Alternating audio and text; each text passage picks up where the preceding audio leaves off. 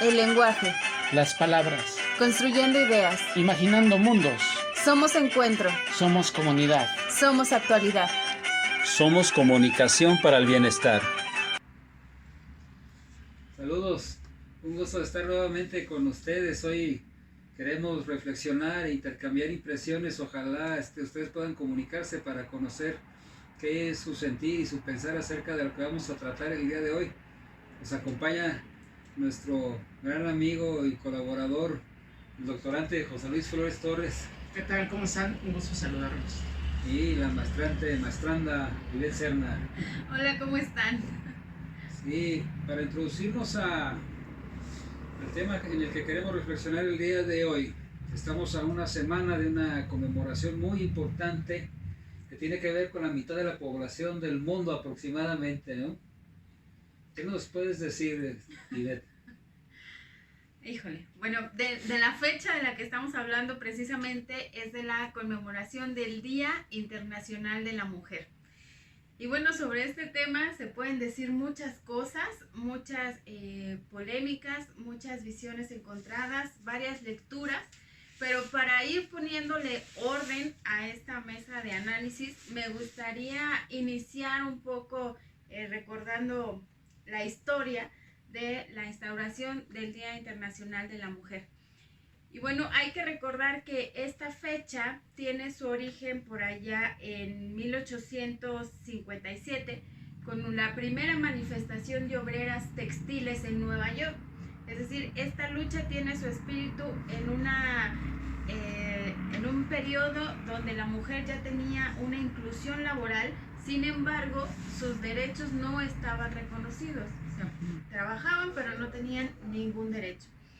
Y bueno, esta situación se fue replicando en varios países europeos, sobre todo.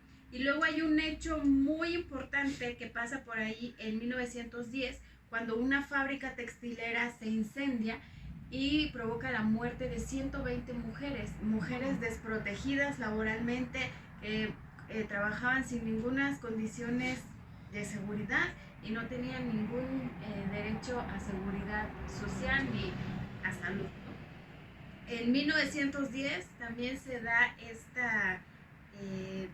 la intervención nacional de mujeres socialistas, donde ya se pide formalmente la instauración del 8 de marzo como el Día Internacional de la Mujer. Esto en un espíritu de reconocer la inclusión laboral de las mujeres, pero también de pedir el marco jurídico que respalde sus derechos laborales. Ok.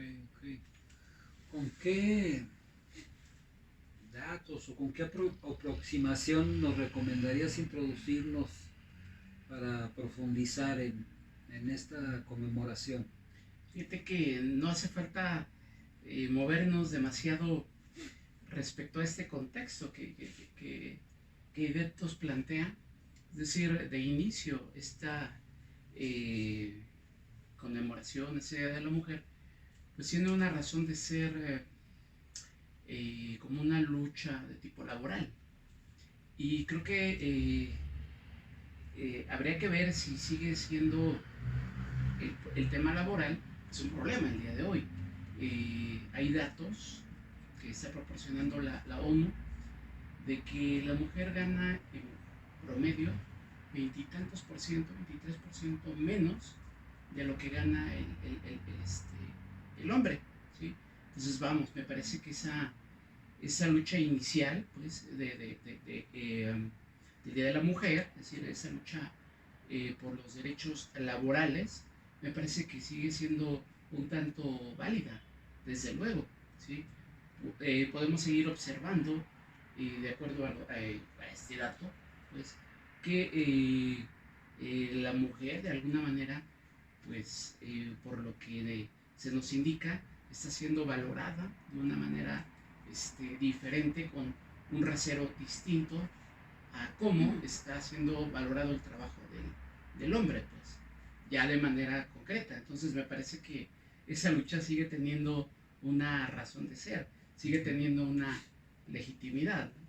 Y partiendo solamente de un dato, ¿no? Del dato laboral, justamente. ¿Y será que la lucha de la mujer hoy en día se limita exclusivamente a lo laboral? Yo hablaría de las luchas de las mujeres, ¿no? No hay una lucha en particular. Este tema, de manera personal, me conflictuó mucho, eh, me confrontó con mis propios prejuicios y con mi propia forma de leer la realidad de la mujer. Y al final creo que fue algo positivo, porque haciendo la valoración de cómo abordar este tema, sin dejar fuera ninguna lucha legítima de los diferentes movimientos sociales, de los diferentes movimientos de mujeres que tienen banderas particulares, estaba yo pensando cuál sería el hilo conductor de todas estas luchas, ¿no? Y llegaba a la conclusión de que la mujer, en su condición humana y en su calidad jurídica de ciudadana, debe ser dueña de su propia potestad.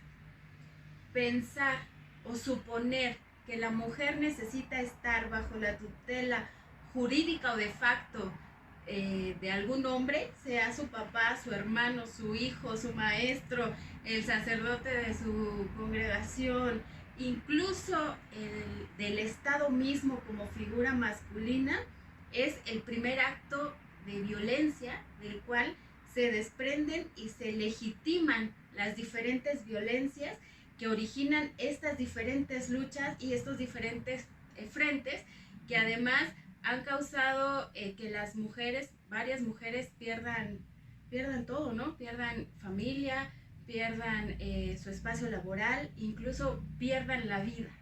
Y entonces yo creo que lo único que no debemos permitir perder es la dignidad de las mujeres y la dignidad de cada una de estas luchas, reconociéndolo a cada uno en su espacio y en su interés legítimo de manifestarse.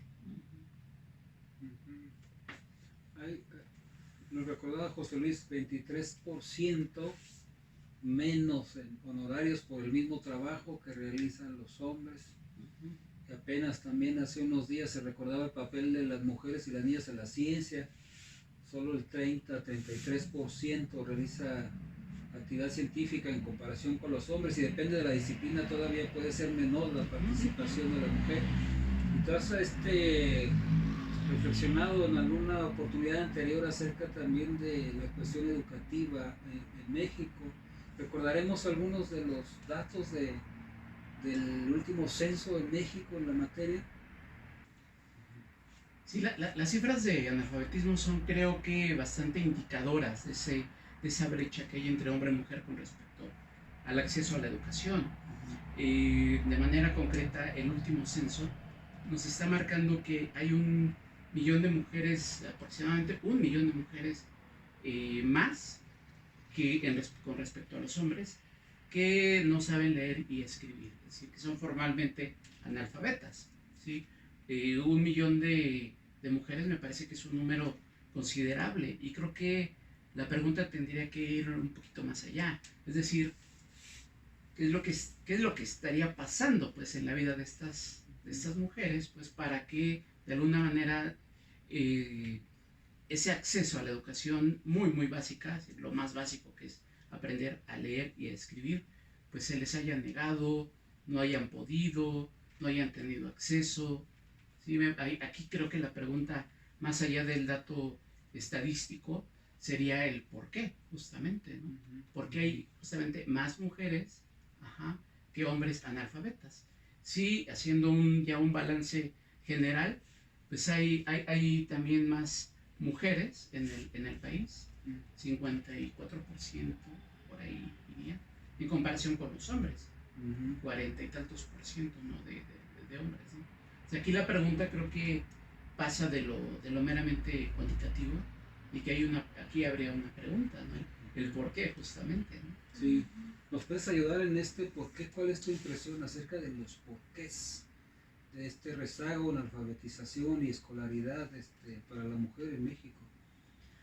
Bueno, estos datos me parecen reveladores porque esta falta de acceso o de equidad en el acceso a la educación de las mujeres implica que se les cierran las posibilidades de lograr mejores puestos de trabajo, mejores condiciones laborales, y esta limitación en cuanto a la independencia económica también trae otras consecuencias de vida. Por ejemplo, que una mujer que sufre de violencia doméstica esté impedida de alejarse del agresor, o que tenga que estar viviendo con el agresor porque no tiene estas posibilidades de salir al mercado laboral, porque no tiene precisamente acceso a esta educación, porque estamos hablando de mujeres que no saben leer ni escribir, Sí, sí, analfabetas, sí. Pero tenemos que considerar el nivel de mujeres que solo tienen la primaria o la educación básica,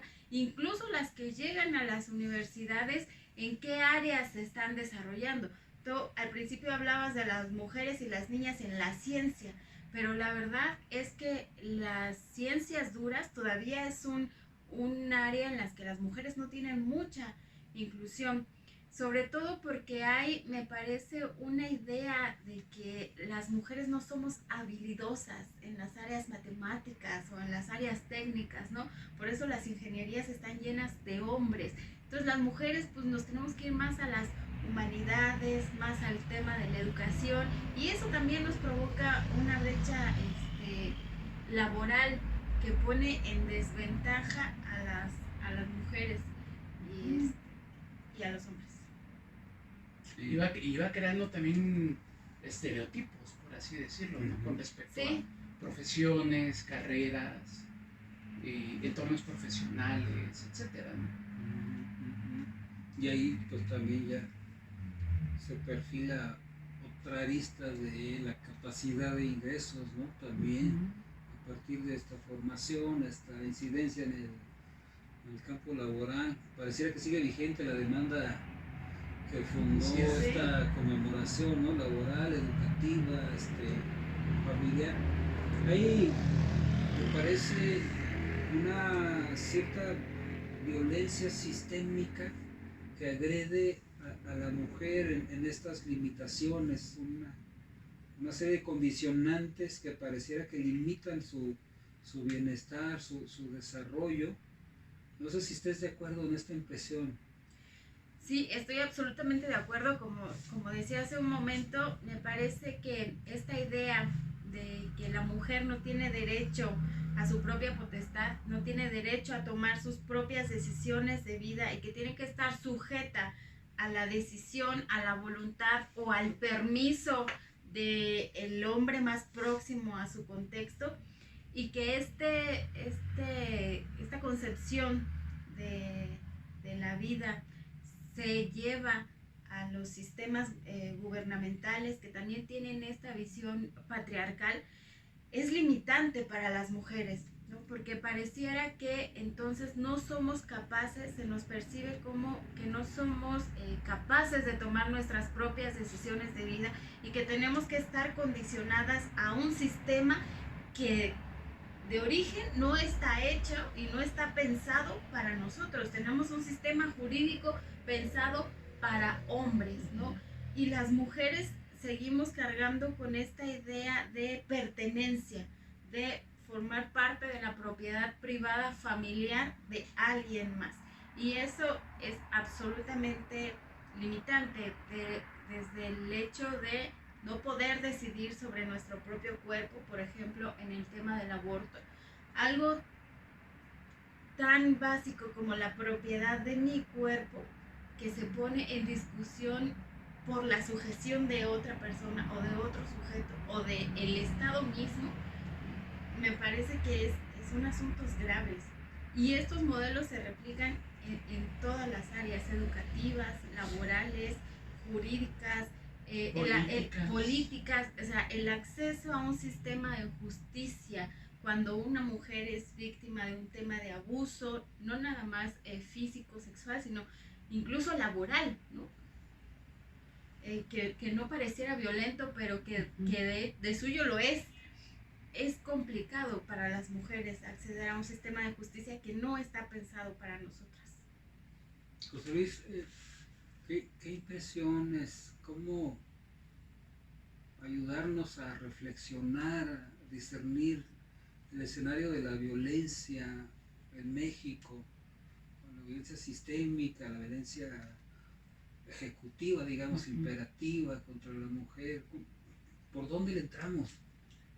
Pues a partir de lo que Talia expone, me parece que podríamos intuir que más que violencia hay violencias. Así que toman diferentes tipos, diferentes características, algunas de ellas muy sutiles, algunas otras muy, muy directas. También está el dato, ¿no?, de que una de cada 3 mujeres ha sido víctima de algún tipo de abuso, incluso sexual, ¿no? La cifra me parece que es muy, muy alta, ¿no? Estamos hablando del 33% de la población femenina, ¿no? Eso a nivel mundial, pero nada más en México casi el 50% de las mujeres ha sufrido algún tipo de agresión sexual. 50%. Y estamos hablando de un país de 120 millones de mexicanos, pues en donde la mitad de los mexicanos pues, son mujeres, ¿no? Y ya la cifra pues se desborda absolutamente, ¿no? Y ese es un tipo de violencia muy, muy directo, muy obvio, desde luego, ¿no? La violencia de tipo sexual. Pero hay otro tipo de, ¿cómo le podemos llamar? Microviolencias, micropoderes, por así decirlo, que se ejercen con respecto a la mujer, ¿no? Y que cobran diferentes matices que muchas veces se normalizan, muchas veces incluso mujeres que llegan a acostumbrarse, por así decirlo, a no ver esa situación como rara, extraña, fuera de, etcétera, porque como bien lo comentabas, pues vivimos en un mundo de alguna manera acomodado para pues la presencia la presencia mayoritaria o preferencial del hombre con respecto a la mujer, ¿no? Se ha normalizado, por así decirlo, muchos de estos micropoderes, muchas de estas microviolencias, por así decirlo, ¿no? Se llegan a percibir como parte de una normalidad, que desde luego no la hay, no es normal. Hace algún tiempo estaban ofreciendo disculpa pública a Araceli Osorio, la mamá de Leslie Berlin, una joven que sufrió feminicidio en inmediaciones de la ciudad universitaria de la Universidad Nacional Autónoma de México. Y la disculpa estaba en el sentido de que no se había seguido el protocolo de investigación en este tipo de desgracias humanas, y ahí se planteaba que la impartición de justicia tuviera una óptica de género, y se armó una pequeña polémica porque decían que la justicia no puede ser impartida con óptica de género porque eso implicaría un sesgo, y me gustó mucho cómo se defendió el punto, porque lo que decían es que por el contrario, en el caso donde haya un mínimo de sospecha sobre un feminicidio, lo que se está exigiendo es que el protocolo se cumpla con el mayor rigor posible. Es decir, que no hubiera un sesgo, sino que se cumpliera como tendría que cumplirse, ¿no? Como tendría que cumplirse, y creo que, esta óptica del 8 de marzo son exigencias legítimas perfectamente en la coyuntura en la que vivimos, pero que ojalá tuvieran que dejar de existir. Mientras esto sucede, estamos ante esta realidad. ¿Habría algo que agregar más acerca de las violencias, como dice José Luis, la sutileza, la violencia franca y abierta, la violencia política? ¿Hay algo que decir más por ahí? Fíjate que sobre lo que acabas de decir, digo, así como el Día Internacional de la Mujer es necesario y pertinente mientras no se logre esta equidad en la inclusión y en el reconocimiento absoluto de la mujer como sujeto autónomo, también tendríamos que buscar otros mecanismos como una justicia con visión de género, en tanto no haya este cambio de conciencia. Este ajuste del modelo jurídico es apenas, digamos, un paso protector hacia la investigación de cosas que no deberían de estar pasando, como los feminicidios. Pero mientras no exista un verdadero cambio estructural que remueva desde las raíces de los sistemas la concepción que se tiene de las mujeres, estas cosas son necesarias. No son ideales, porque necesitamos un sistema jurídico equitativo también para todos. No son ideales, pero son necesarios en este contexto. Y, por ejemplo, yo voy a poner aquí un ejemplo que me cimbró mucho hace unas semanas, que es este tema de un alcalde de un municipio mexicano del estado de Jalisco, que es el alcalde de Tototlán, se llama Sergio Quesada. Este hombre estaba mediando un tema de acoso sexual entre uno de sus colaboradores más cercanos y alguna otra funcionaria del municipio. Y en este intento de mediación, él claramente manifiesta un lenguaje sexista, donde quiere minimizar el daño, pero a la vez está sexualizando a la víctima, la está revictimizando y casi que la está haciendo culpable o responsable del acoso, pues porque ella es súper atractiva, es una mujer muy atractiva. Y lo que dice, regresando a esta idea de propiedad privada, es que si no tuviera marido, pues todos estarían encima de ella, ¿no? Como si objeto de deseo. Como si fuera un objeto que, si no fuera propiedad de alguien, entonces todos los hombres tienen el derecho de apropiarse de ella, ¿no? Otra vez esta idea de las tutelas. Esto como un tema de delito, digamos, tendría que ser castigado bajo las normas jurídicas, pero lo sobresaliente es que estas personas, estas figuras políticas, están en cargos ejecutivos que diseñan, planean y ejecutan las líneas con las que se imparte la justicia y se esclarecen los feminicidios. ¿Qué podemos esperar de una persona con esta concepción de la realidad que llegue a estos puestos ejecutivos? ¿Qué clase de políticas públicas? ¿Cómo le podemos pedir protección o leyes que respeten a la mujer, visiones con equidad de género? ¿Cómo se los pedimos si ellos no son capaces de visualizarlo, mucho menos son capaces de ejecutarlo? Ahí el tema también es el lenguaje, ¿no?, que usa el alcalde. Trata de mediar, y él utiliza un lenguaje que para él es normal, que para él es justo, que para él está poniendo a la víctima en una situación incluso elogiosa. Hasta me da una sensación que la está elogiando, ¿no? Como... Y del elogio al acoso, muchas veces hay un... La compara con un auto deportivo. Con un auto deportivo, ¿no? Entonces, ya en términos discursivos, me parece que volvemos a lo mismo. Se normalizan ese tipo de comentarios, ese tipo de posturas frente al otro, frente a la otra, por así decirlo, en donde no se llegan a percibir todas estas frases, pues, llenas de violencia, de misoginia, etcétera, ¿no? Me parece que incluso habría una doble intención de mediar, pero a la vez de piropear, a la vez de por ahí de lanzar alguna frase elogiosa a favor de la funcionaria, ¿no? Entonces me parece que en lugar de mediar y en lugar de solucionar el problema, pues lo empeora, ¿no? Sí,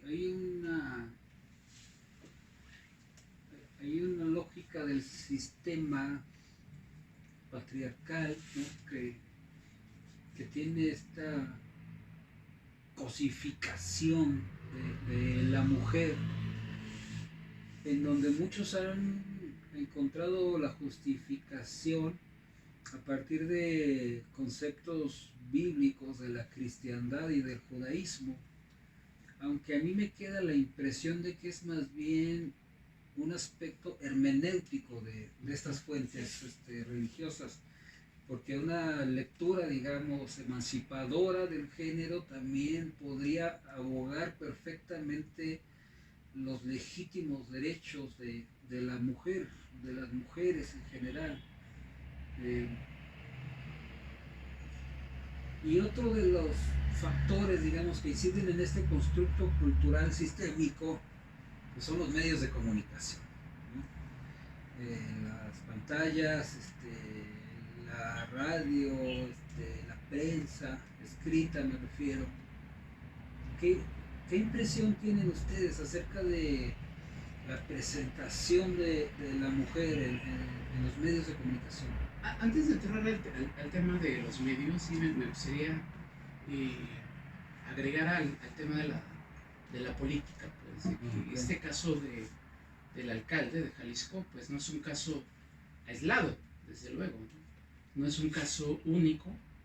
Me parece que son prácticas muy frecuentes en el entorno de la política, y que incluso una funcionaria de primer nivel, Olga Sánchez Cordero, la secretaria de Gobernación, hace una declaración pública hace no mucho, en octubre me parece, en donde habla de misoginia, pues utiliza la palabra así tal cual, misoginia, en parte del gabinete, ¿no? Siendo que ella es una parte fundamental, es una pieza de primer nivel, es una figura clave dentro del gabinete de Andrés Manuel López Obrador, ¿no? Y fíjate, está sintiendo está teniendo esa sensación, pues, de misoginia. Comenta que algunos de sus comentarios, aun cuando son certeros, aun cuando tiene la razón, pues de repente o son minimizados o son ignorados. Fíjate, y Olga Sánchez Cordero es la secretaria de Gobernación, o sea, no es una funcionaria menor, es la figura más importante después del presidente. Magistrado de la Suprema Corte. Magistrada de la Suprema, una eminencia, ¿no? Y está sintiendo esto, ella se refería en particular al gabinete de seguridad, ¿no? En estas reuniones de seguridad que son un club de Toby. O sea, hay temas incluso en el gobierno donde las mujeres no podemos tener inclusión. No hay una secretaria de la defensa, no hay un secretario de la Armada, no hay una fiscal federal, no siguen siendo puestos gobernados por hombres. Si estos hombres que cometen actos de misoginia contra una figura de poder tan importante como Olga Sánchez Cordero son los encargados de la seguridad y de la justicia para las mujeres en este país, pues ya nos podemos imaginar la calidad de justicia y de seguridad que tenemos. Nos podemos sentir muy seguras y dormir muy tranquilas porque tenemos un gabinete de seguridad que se desvive por nosotras. Ahí es donde toma significado el que una de cada 3 mujeres esté siendo víctima de abusos de tipo sexual, ¿no? Me parece que por ahí iría el asunto, o parte del asunto, justamente. Algunos defensores de la Cuarta Transformación, como se llama a sí misma esta administración pública, dicen que este es el gabinete más, con una mayor cuota de género, ¿no? Pero pareciera como que esto no se refleja del todo, aunque efectivamente no hay mucho más mujeres que en cualquier otro gabinete de la historia de México en general, como que no termina, digamos, de aterrizar en esta necesidad de bienestar cultural. ¿Qué está faltando ahí? ¿Qué pasa? Está faltando que se reconozca, que se respete, que se escuche la voz de estas mujeres. O sea, no basta con tener una mesa llena de mujeres. Lo que se necesita es que se reconozca la aportación y la valía de estas mujeres en los gabinetes, y no por su condición meramente de mujer, ¿no? Sino en su condición de profesionistas, de especialistas, como en el caso de Olga Sánchez Cordero. O sea, son mujeres inteligentes, estrategas, que pueden aportar. No basta que estén ahí nada más para cubrir una estadística, no basta nada más para hacer historia en cuota de género. Lo mismo pasa en las legislaturas. No basta con una ley que diga que el 50% de las candidaturas tienen que ser para una mujer. No basta cubrir una cuota en cuestión de cifras, ni que se vea en una foto bien bonita una mesa llena de mujeres. Lo que se necesita en verdad es que se escuchen esas voces, que se reconozcan, que se respeten, y que cuando tengan la razón, como Olga Sánchez en el Gabinete de Seguridad, se pueda reconocer y se pueda valorar su aportación. Es que ahí también la cuota de género nos lleva como a otra palabra que de repente me crea un poquito de ruido, que es el deber de, ¿no? Y es un tema de corrección política también, política. Que la corrección política es peligrosa, porque lo decíamos hace un rato, ¿no? Antes de entrar a cuadro, que la corrección política al final lo único que hace es ir tapando el verdadero problema, ir disfrazando, ir minimizando, va ocultando lo que hay detrás de los verdaderos problemas que tienen que enfrentar, que tenemos que enfrentar las mujeres en México y en todo el mundo. Es decir, no basta con que un hombre o incluso una mujer funcionaria salga a hablar un discurso con equidad de género, incluso con lenguaje inclusivo, si detrás, en la intimidad de las oficinas, pasa lo que está pasando en este municipio de Jalisco, lo que está pasando adentro de los gabinetes de seguridad, incluso lo que está pasando con figuras públicas del periodismo ahora en nuestro país, y de algunos candidatos electorales, ¿no? O sea, la corrección política no nos sirve para nada, ¿no? Lo que necesitamos es evidenciar cuáles son las verdaderas formas en las que se está interpretando la realidad de las mujeres.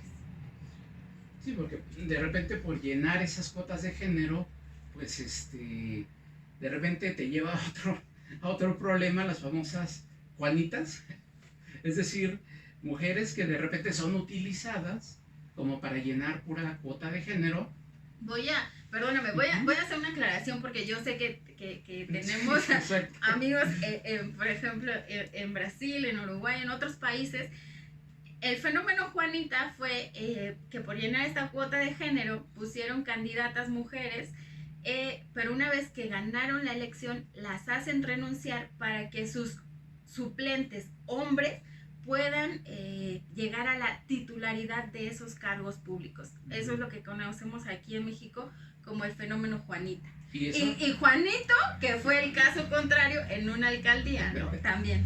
Y eso termina convirtiendo a la cuota de género pues en un engaño. Una corrección política. En una corrección política que no opera, pues, que no sirve en la realidad, ¿no? Vamos, política, justicia, economía, religión un poco. Ahora sí, ¿qué pasa con los medios? ¿Cuál es su percepción acerca del papel de los medios en este constructo cultural sistémico patriarcal? Fíjate que antes de entrar al tema medios... ¿Otra vez? No, me gustaría hacer un comentario respecto a la comunicación humana, antes de entrar como a... Ok, está bien, para contextualizar. Ajá, para contextualizar un poquito, ¿no? Y para ayudarnos a entender de qué se trata toda esta parte de los micropoderes. Es decir, la comunicación humana pues, se tiene que construir, es decir, no es algo que se da de manera natural, ¿sí? La comunicación humana se construye entre por lo menos dos personas, y lo ideal es que sean dos personas que estén situadas en un nivel, ¿cómo le podemos llamar? Horizontal. Horizontal, ¿sí? cuando hay una perspectiva de poder, cuando hay una perspectiva de abuso, cuando hay una perspectiva en donde se minimiza a la mujer, termina habiendo una comunicación pero de tipo vertical, ¿sí? En donde pues de alguna manera el hombre tiene una perspectiva de poder, se ubica en una perspectiva no horizontal con respecto a su interlocutor, ¿sí? Es decir, digamos, esa forma de comunicación no está apelando a la comunicación humana, en donde hay un tete a tete, hay un de tú a tú, ¿sí? Aquí no es de tú a tú, sino hay una perspectiva en donde hay alguien que está en una perspectiva de poder, desde luego. Y su palabra, lo que dice, lo que hace, tendrá más valor, por llamarlo de alguna manera, que su interlocutor, ¿no? En este caso la mujer, ¿sí? Entonces ahí hay una comunicación desde cualquier punto de vista indeseable. Con esta base de comunicación humana que nos pone en la mesa José Luis, lo que pasa en el mundo real, digamos, es transmitido en los medios, o lo que pasa en los medios es reproducido en la realidad, es dinámico, es dialéctico. Híjole,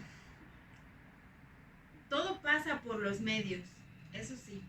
Incluso la reproducción de este sistema vertical pasa desde la estructura de poder por los medios y se replica en el contexto de la comunicación humana. Me gustaría decir que no, que lo que pasa por los medios es ficción, pero fíjate, me gustaría dar un dato aquí. Estamos hablando de la inclusión laboral de las mujeres y en el tema del periodismo no pasa distinto que en las ciencias duras, por ejemplo, ¿no? Solo el 37% de la producción periodística mundial, 37% es generada por mujeres. Y si eso lo llevamos a las redes sociodigitales, todavía esta participación se reduce a un 26%. Y esto, tú un poco más como especialista en el mundo digital, tenías una visión ahí muy importante de qué era lo que pasaba en esta lógica, porque las mujeres en el área digital, las mujeres que realizamos una labor periodística, participamos mucho menos en unos espacios que se consideran democráticos, ¿no? Con equidad, en los que pareciera que todos tenemos voz. Y eso nos lleva a otra pregunta, justamente, ese 30% y ese 20%, ¿qué está haciendo? ¿Cuál es el papel que está jugando? Porque puede ser que sea un 30%, pero que esté jugando un papel protagonista, cualitativamente protagonista. Pero la realidad es que no. La realidad es que no necesariamente. Ajá. Igual pasa en los medios digitales, ¿no? En donde podríamos esperar que es un espacio de mayores libertades, es un espacio de mayor inclusión, y parecería que no necesariamente está ocurriendo eso. Una de las explicaciones podría ser que en los medios digitales pues suele sexualizarse aún más la imagen de la mujer de lo que lo hacen los medios tradicionales, por llamarlos de alguna manera, ¿no? Entonces, y la violencia también es más accesible, el ¿no? acoso. Sí, es mucho más fácil acosar, violentar a una mujer que expresa su opinión o su trabajo periodístico, ni siquiera su opinión, su trabajo periodístico en una red sociodigital, que en un medio tradicional donde, bueno, la posibilidad de interacción es menor, ¿no? Y aquí hay otro factor, el anonimato. El anonimato. Las identidades desplazadas de las que hablabas en un artículo, ¿no? Claro. También. Y luego, si consideramos que de toda esta producción periodística, apenas el 4% es material que enfrenta directamente a los estereotipos de género, pues ahí tenemos la respuesta. Por supuesto que lo que pasa en los medios es una reproducción del sistema donde las mujeres no tenemos todavía una participación significativa.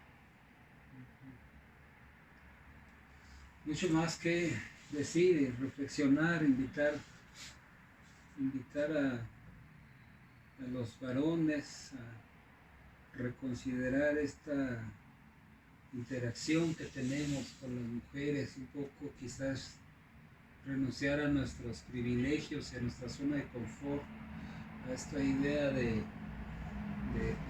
control, de dominio, quizás una hermenéutica nueva sobre los textos sagrados, pero también una hermenéutica nueva sobre la realidad. ¿Con qué nos podríamos despedir? Pues con una verdadera, ¿cómo le podemos llamar? Inclusión, respeto, que no parta del deber de, ¿no?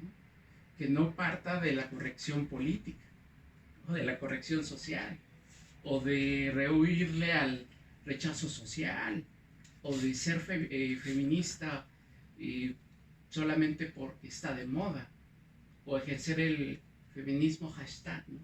Es decir, el feminismo, pero nada más desde las redes sociales, y apoyo, le doy like a quienes veo que tienen un discurso por ahí de género, ¿no?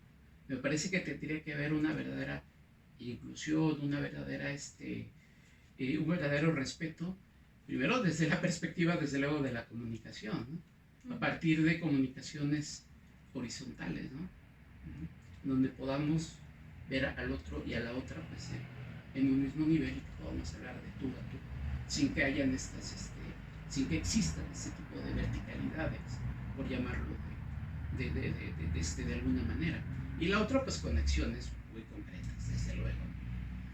Y no necesariamente esperar acciones que vengan del gobierno, sino acciones en la vida cotidiana, ¿no? Acciones de nosotros como ciudadanos, como personas, como mexicanos, etc., ¿no? Como profesores, como sacerdotes, como jueces, como policías, etc., ¿no? ¿Y de con qué nos despedirías de este capítulo? Yo diría que no hay que perder de vista cuál es la naturaleza del Día de la Mujer. Hombres, si van a mandar felicitaciones a las mujeres de su entorno cercano, no pierdan de vista que no nos están reconociendo nuestra condición de sexo ni nuestro rol de género. Lo que estamos conmemorando es una lucha por la verdadera inclusión de las mujeres en todas las áreas sociales, políticas, económicas, educativas, que haya una verdadera participación. Destruyamos la idea de que este es un mundo de hombres, y tampoco crean que queremos un mundo de mujeres. Lo que queremos es un mundo de humanos, donde el respeto al otro, el reconocimiento del otro, el amor sea el camino a la comunión y sea lo que impere en una sociedad de paz y de inclusividad. ¿Y cuál es tu punto de vista? Hay una ola verde creciente en América Latina que viene particularmente arrasando desde la Argentina, que yo considero perfectamente legítima, que no altera en nada las convicciones religiosas, ni morales, ni éticas de nadie. Es un marco que busca garantizar condiciones de salud para las mujeres que toman la determinación de tener una gestación.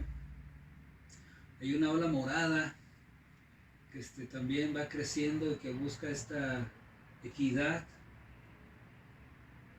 Y me parece que si alguno de los hombres están dispuestos a apoyar esto, la mejor manera es aprender los argumentos que se están planteando, los argumentos que cada una de estas oleadas propone, y ver en dónde nosotros también tenemos que participar de esta manera armónica, ¿no? Amorosa, en comunión, de esta manera orquestal, diría Václavic, ¿no? Sí, pues muchas gracias a ustedes que tienen siempre la mejor opinión. Esperamos sus comentarios, síganos en nuestras diferentes plataformas. José Luis Flores Torres, Ivette Serna Reyes, Eduardo Carrasco. Saludos a Brasil, a Uruguay, a Texas. El lenguaje. Las palabras. Construyendo ideas. Imaginando mundos. Somos encuentro. Somos comunidad. Somos actualidad. Somos comunicación para el bienestar.